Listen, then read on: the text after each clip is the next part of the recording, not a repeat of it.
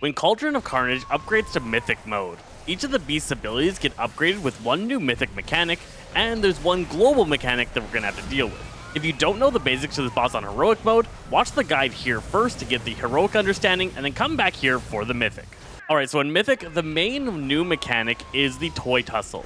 At the start of each new phase set, a bunch of toys are going to get thrown into the arena, miniature versions of the two bosses. If a player gets near a toy, they're going to punt that toy in the direction away from them. If a toy from the T-Rex side ever encounters a toy from the Gorilla side, the two toys charge together, explode, and put a debuff on everybody in the raid, dealing damage over time. This debuff stacks and is rather annoying. Now it'd be great if we could just ignore this and keep the toys away from each other.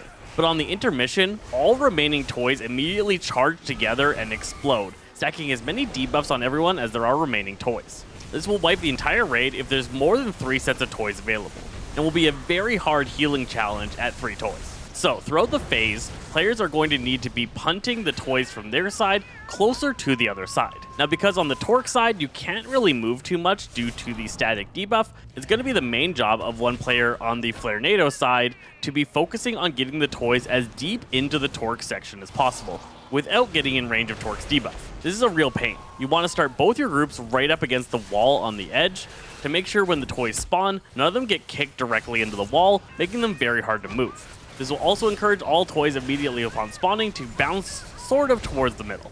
It gets even trickier after the transition. As the transition's happening, the players need to switch sides rather quickly and then get ready upon the knockback to quickly charge towards their walls. The toys will spawn very quickly after the knockback, and you want to get as many of them towards the center as possible. Now besides the toy changes, there is one change on each side. For Flarenado, his Roar Cannon ability now creates 3 separate beams that will triangulate out from the target.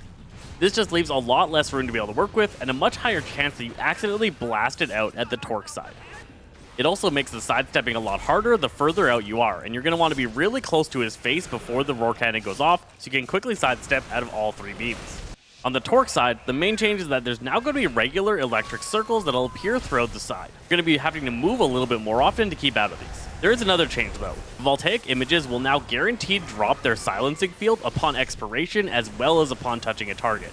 So on Mythic mode, you definitely have to have an area set up that you're trying to kite all of these to, and dropping them as close together so that you lose as little room as possible in each of the different phases. This is going to become even harder to keep up with the area, and you're going to be running out of space even faster if you were able to manage it easily on Heroic, stopping the Voltaic images from touching everyone. That's no longer going to be an option on Mythic.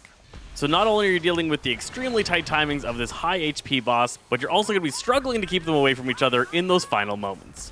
I hope this guide helped you figure out how to take down Mythic Cauldron of Carnage. I'm Zesty Fresh Saza Games, and we'll catch you guys next time.